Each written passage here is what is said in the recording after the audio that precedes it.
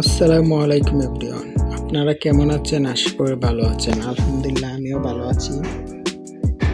তো আজকে আমি আপনাদেরকে দেখাবো গাপ্পি মাছটি লুডেড আছে কিনা তা আপনারা কিভাবে বুঝবেন।